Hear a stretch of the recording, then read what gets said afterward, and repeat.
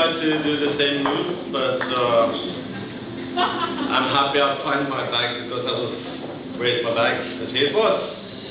And yeah, we have a lot of very good help here these days, and from some very talented people. Also with this one. Please.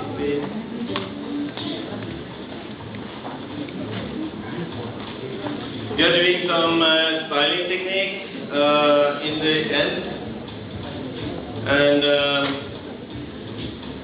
we are almost done with this one. And as you probably can see already, I'm not kind of a hairstylist that do a lot of classical hairdressing opus. I'm more editorial hairstylist, so I work a lot with editorial things. That means with shows for like we do now, or also for fashion shows. And it's about to create kind of a feeling more than I don't like. Personally, it's not me to do the classical thing. So at the moment.